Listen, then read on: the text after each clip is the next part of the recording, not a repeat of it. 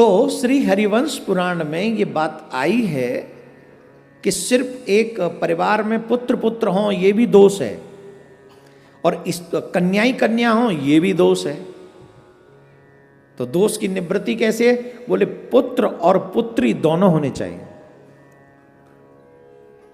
कैसे महाराज, क्यों? बोले सपोज पुत्र ही पुत्र हुआ, बहू लाओगे, वो कन्यादान करेगा, और वो कन्यादान करेगा तब जब तुम दान लोगे, तो दान लेना कोई बड़ी बात थोड़ी है। दान लोगे तो वो कर्ज चढ़ा के नहीं तुम्हारे सर पे, तुम्हारे वंश को बढ़ाने के लिए किसी ने दान दिया अपनी कन्या का, उससे तुम्हारा वंश चला। लेकिन वो कर्ज लेके तुम चले गए, तुमने किसी का वंश नहीं चलाया, तो दोष है। फिर कन्या ही कन्या हो ये भी एक दोष है, क्योंकि वंश चलेगा ही नहीं आगे तुम्हारा। इसलिए जो आजकल कहते हैं हम दो हमारे दो, अगर बेटे 4 हों तो हम दो हमारे 5 होने चाहिए, एक बेटी जरूर हो। बेटियां अगर 4 हों तो भी हम दो हमारे 5 ही होने चाहिए, एक बेटा जरूर हो। अब बोले महाराज मेडिकली कोई चीजें हो संभव ही नहीं है, फिर क्या करें? तब गोद ले लो। हमारे शास्त्रों में दत्तक पुत्र और दत्तक पुत्री का भी मान है, समझ लीजिए। दत्तक पुत्र और दत्तक पुत्री दोनों ही हम लोग ले सकते हैं, लेकिन याद रखे अगर दत्तक पुत्री ली है तो उसके साथ व्यवहार बेटी जैसा ही हो, वरना नरक में ठौर नहीं मिलेगा। कहीं ऐसा ना हो बोले अरे ठीक है अब ले ली तो क्या करें, ले लिया, तो ऐसा नहीं चलेगा।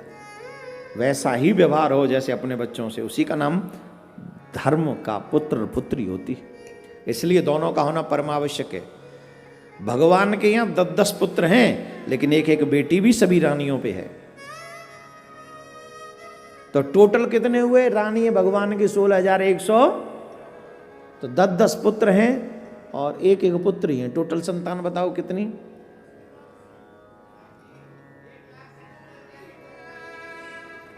तू कथा सुनता रहता है, फालतू की बात कर रहा है।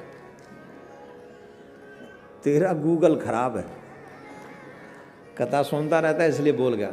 तुम पढ़े हो? कितने हुए टोटल? आपसे पूछ रहे हैं, आपसे। हाँ, नहीं बताओगे? अच्छा, कौन बताएगा तुम्हें? तो जो कथा सुनते हैं उनसे नहीं पूछ रहे, जो कथा नहीं सुनते, जो पहली बार सुन रहे हैं उनसे पूछ रहे हैं। और इंग्लिश मीडियम में पढ़ते हैं। फिलहाल तो 2 साल से तो चल ही नहीं रहा, लेकिन हमारे जो चल भी रहा है उनका गणित बड़ा अच्छा है, बड़ा विचित्र है गणित। 12 में पढ़ने वाले एक बच्चे को 67 नहीं पता था। बेंगलोर हम गए थे, हिंदी की गिनती नहीं आती हमारे बच्चों को। बोलो राधे राधे। तो भगवान की टोटल संतान हुई 1 लाख कितनी? बेटा बेटी न्यू तो जोड़ ले, 1,77,188 ये भगवान की टोटल संतान है। 1,77,188, 1,77,188 बच्चे हंस रहे होंगे, oh my God it's too much. बेटा don't forget he is God, वो भगवान है, हम सबका बाप है। ये तो एक संख्या सिर्फ उस लीला में है, बाकी के तो हम सब उसी की 7 अरब के लगभग उसी की संतान है।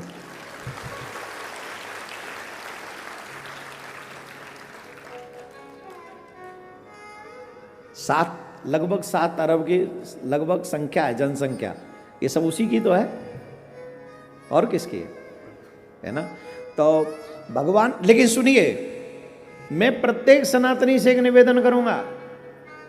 तुम कहते हो तुम्हारे बच्चे तुम्हारी बात नहीं मानते, उसके पीछे रीजन तुम्हारे बच्चे नहीं, तुम ही हो। क्या तुम इस लायक हो कि तुम्हारे बच्चे तुम्हारी माने? Just question for your self. एक बार पूछिए अपने आप से, क्या तुम इस लायक हो कि तुम्हारे बच्चे तुम्हारी बात माने? I am sure you are not. तुम इस लायक नहीं हो कि तुम्हारे बात तुम्हारे बच्चे माने। क्यों महाराज? बोले हम बताते हैं, सुनो। क्या तुम अपने माँ बाप की मानते हो? क्या तुम अपने पुराण की मानते हो? क्या तुम अपने भगवान की मानते हो? क्या तुम भगवान के बताए हुए मार्ग पर चलते हो? नो। जब विपत्ति पड़े तो जय जय जय हनुमान गोसाई कृपा करो गुरुदेव की नाही, जो सतबार पाठ कर जोई, छूटे बंद गंगा में जोई। कब? जब दुख आ जाए, और सुख आ जाए तो अब देख तो रहे हो कहाँ समय है कथा वथा सुनने का, टाइम नहीं है। अब लोग कथा सुने कि कोरोना के बाद घर देखें, बात तो सही है, लेकिन कोरोना में तुम्हारा घर कौन देख रहा था? तुम्हारा बाप। हाँ यस, तुम्हारा बाप वो देख रहा था।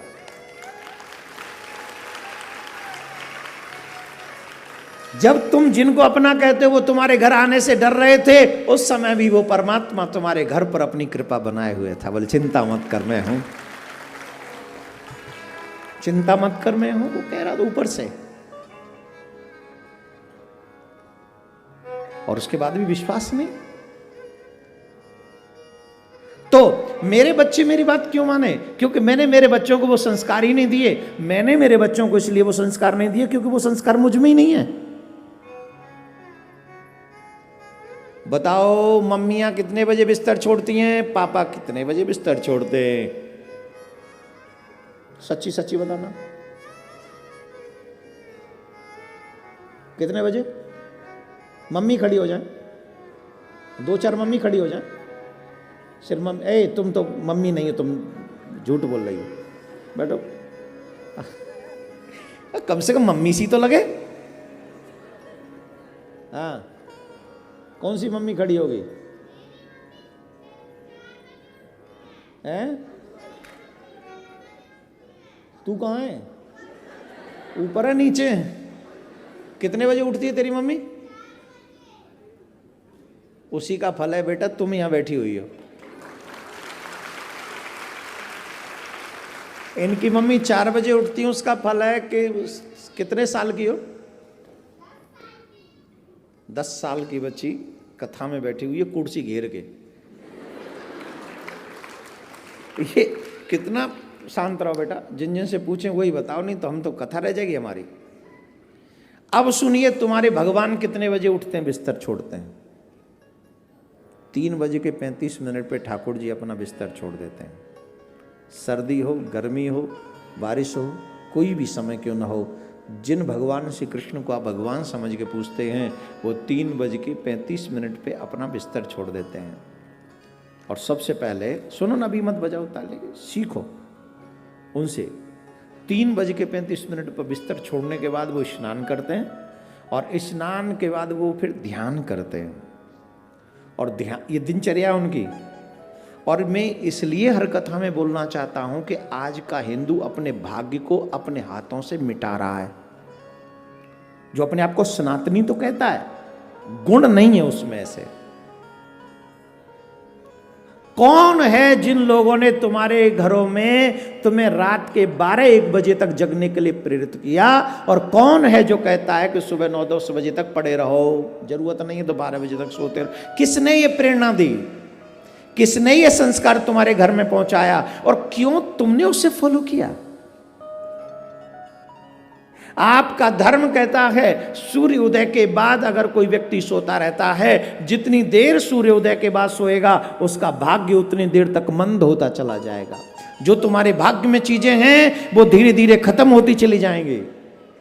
जहां तुम आगे जा सकते हो नहीं जा सकोगे। रीजन कि तुम सो रहे हो जब सूर्य उदय, सनराइज हो रहा है और तुम्हारा सन डाउन हो रहा है।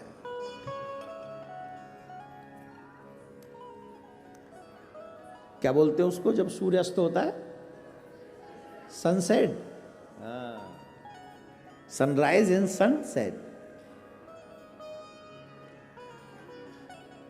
आप अगर सूर्य उदय तक सोते रहे, मैं ये नहीं कहता कि 3:30 बजे के 35 मिनट पे उठ जाओ, लेकिन लास्ट टू लास्ट 6 o'clock उठ जाओ।